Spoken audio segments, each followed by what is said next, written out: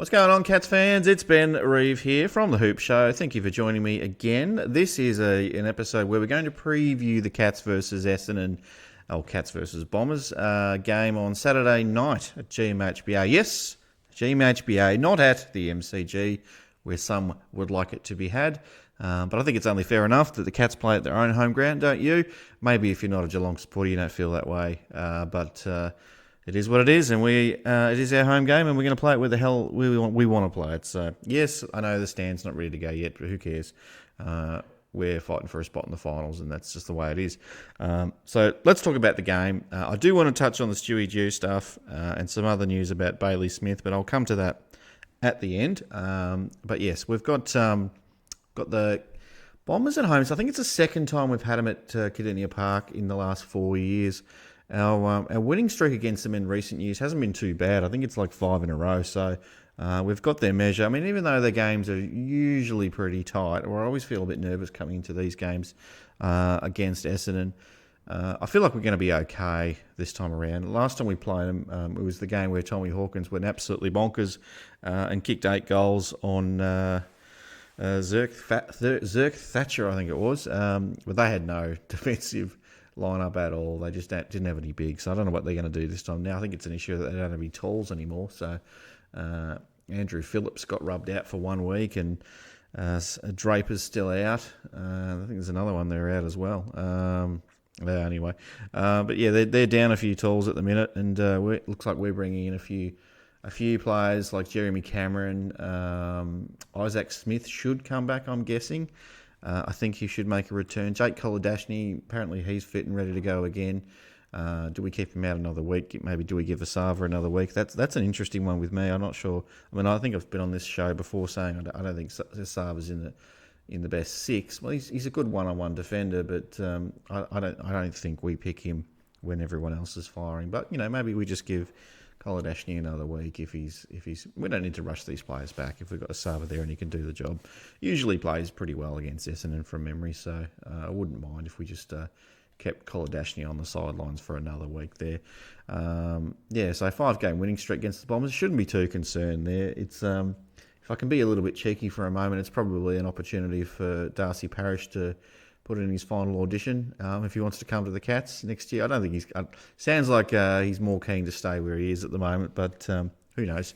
Strange things can happen, and the Bombers might just... the wheels could fall off between now and September, and he might have a change of heart, but the whispers are that he's looking like he probably will stay at Essendon at this point in time. Who knows? I don't know anything. I don't have the inside word on that one, but who knows? But yeah, look, their Bombs are pushing for top 4. They probably won't make it. In the end, they'll probably be happy to make the top 8.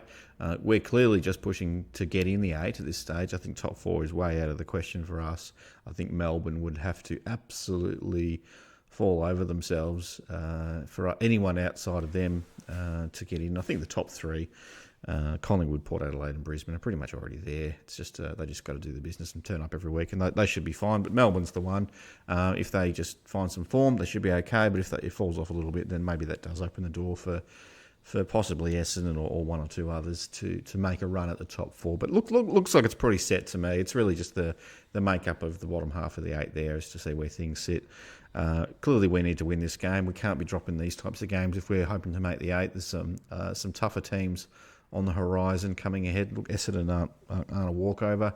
I've been a big supporter of them even before round 1. I thought they were going to go okay this year just based on the fixture alone, and that's so far has proven correct.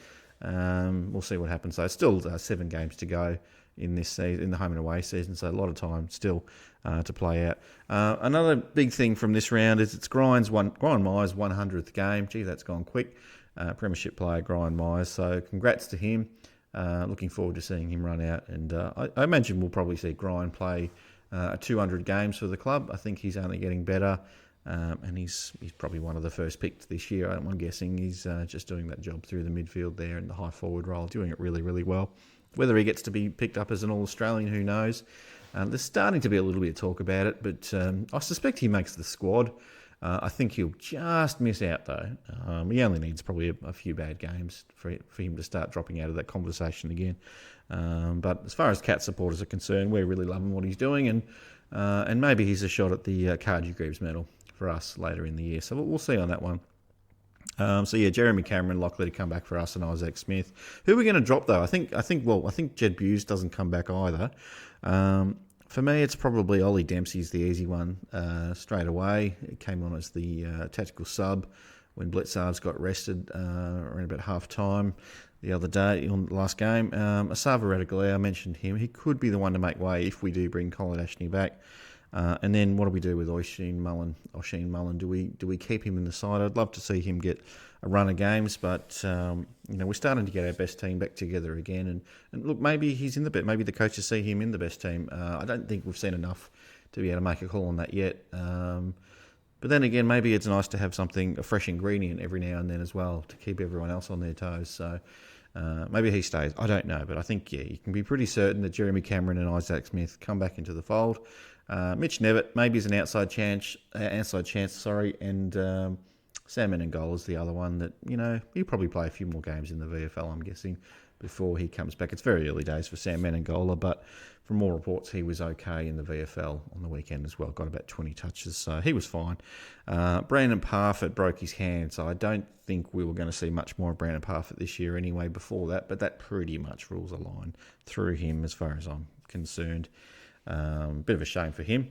We want as many players fit and firing as possible, because you never know what can happen, and who knows, he might have got back into some form and forced his way back in, but unfortunately it's not meant to be, and I just don't see it happening before finals now. Maybe it's not a long term with him anyway with that hand, but it gets really close to finals now, and you almost want to settle the side a little bit, don't you, and really just narrow that squad down a little bit to maybe a few players in and out, but not your 28 players rolling through like what we have been for the first 17 rounds of this year. Look, I think I mentioned that the Bombers would be out without Andrew Phillips. He got suspended for a week.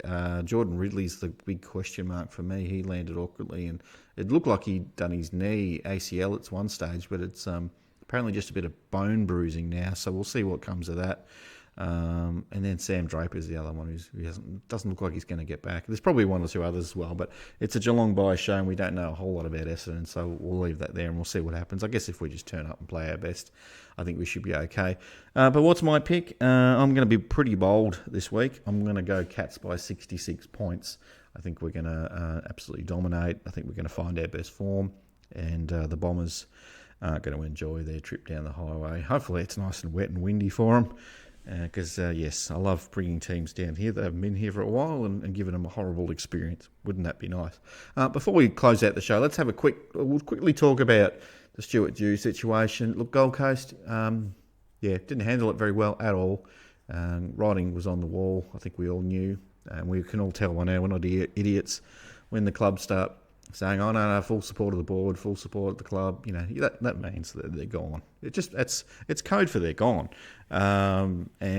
He was one of the probably couple of coaches that are in the firing line this year. The form just hasn't been there, and you just see the Gold Coast probably going a little bit backwards from where they were last year. The wheels tend to fall off at the club when they don't start winning games. You just see the heart go out of the place, and so I guess they've made a decision. To me, it seems like they've made this decision quite a while ago, maybe even before Damien Hardwick decided to give up the job at Richmond. Read into that what you will, but potentially they've already picked their man, and it's just a matter of time until it becomes a formal announcement. Who knows? But Stephen King, former Cats premiership player and captain of the club, has stepped into the role as caretaker coach, and will fulfil that role at this stage until the end of the year, and we'll see how he goes. So I guess I wish him all the best as a former Cats player. We're thinking of probably Jack Bowes at this point in time. I don't know whether he had a good relationship with Stewie Dew, but formerly of the Gold Coast Suns, but he might be a bit shitty about it. I guess you don't like seeing people you work with treated like crap, so really disappointing from the Gold Coast Suns.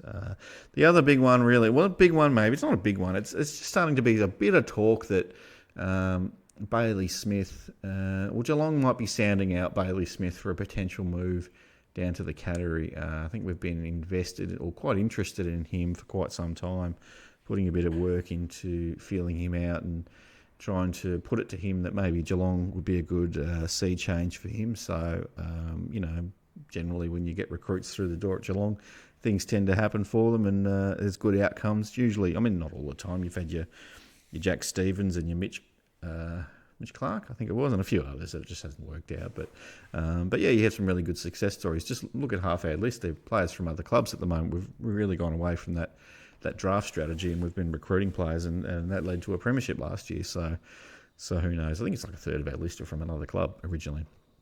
Probably even more now.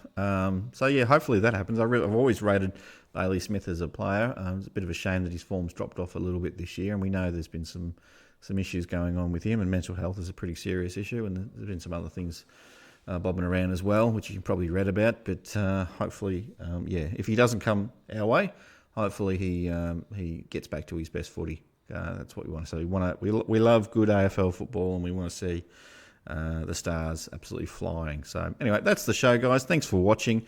If you haven't already subscribed, please subscribe. It always helps the channel. Make sure you like and comment down below. Let me know what you think about the game coming up on the weekend. Who's going to win and why? And is Tom Hawkins going to kick 8 goals again? I don't think so. But hopefully Jeremy Cameron comes back and kicks a bag on his return. Wouldn't that be absolutely lovely? That's me done, guys. Take care and go Cats. See you in the next one. Bye.